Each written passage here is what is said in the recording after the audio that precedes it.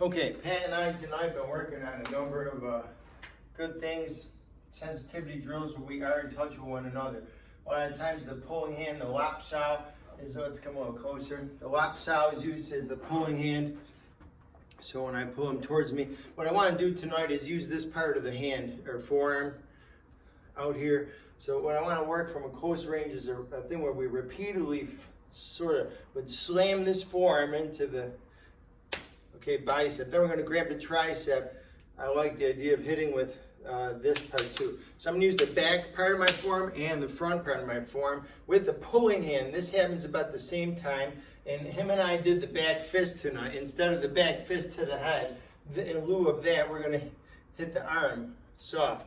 Then we take the back of the tricep, the other side hits their arm. So we hit them twice. Then we give them this up high in their jawbone area. Now, what I would do is reach to thread my hand through. I would pull and I would hack. I call it a hack.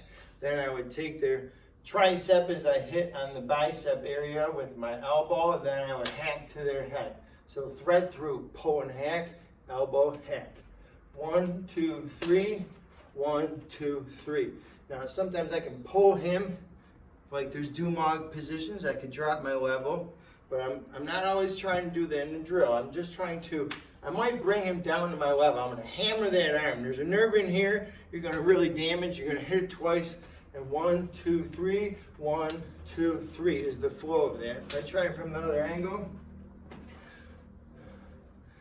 again, I'm trying to just work the attributes and the targeting. So when I lapse out and I have his arm, I'm going to use this hacking form. I got a nice bump on my bone here. I'm going to put that right in his fleshy area, hitting that nerve. Then I'm going to take that hand, open my palm, and hit it here as I sandwich him. Now this is a shearing force. I'm having my elbow hit just slightly above where my hand is. So they're shearing. Again, I pull his hand to hit, I elbow and I hack. I pull his hand to hit, I elbow and I hack. Pull and hit, elbow, hack. Pull and hit, elbow, hack. Pull and hit. To install this, this is the drill I like. Can there be other things in here, you know, like eye attacks with, yes. But I like getting the repetitions that this drill has helped me to install, and now I just wanted to have Pat practice that. So, I'm not going to do any attack. I'm just asking you to start where your one hand is grabbing. Your second hand is just going to be like over on your body in this position to where you can use the back of your forearm. So you're going to attack my arm, and then you're going to seize the arm, capture it, attack it, like a destruction of sorts. You're going to capture the arm and sort of destroy it. You're going to pound that arm. So you're going to thread your arm under and through. And this is the hands-on training that I really think helped me to get this installed. So hack. Now, where he's hitting my arm, he could be firing something at my head, because we did a bong saw upside drill tonight where you do something slightly like this, and man, this hand comes right back and is ready to whip at my head. But instead of that, we can hit the arm in lieu. Okay, every time I put my hand out, my forearm. So for his 3 moves, I only have to do 1. I push my palm at him. Could I imagine skipping off and finger jabbing him in the eye? Maybe my single move could attack up center line and gain me victory. But we're really doing this to build body mechanics. I am helping him to install the targeting, the pulling hand, the hitting with the elbow, and the hack with the wrist. So you can hit with the same part of your wrist here, and here, here, here. 1, 2, and 3. 1, 2, and 3. So the rhythm and the beats are really helpful. 1, 2, and 3. 1, 2, 3. 1, 2, and 3. Now you take in mind the leverage. Pat, do you think you could, when you grab my wrist, do like a Dumog type of motion where the headbutt would fit in and you duck your chin in your chest? Right, you could do that as you step back and drop your head. Right now, there's just a lot of places he could do takedowns without headbutts. Let me try with you for a sec.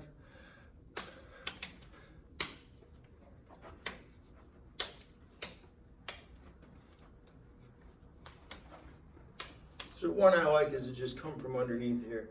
Boom, boom. Hit them high, hit them low, and then you get to here. Okay? So if in the middle of all this, I don't know, you know, boom, boom.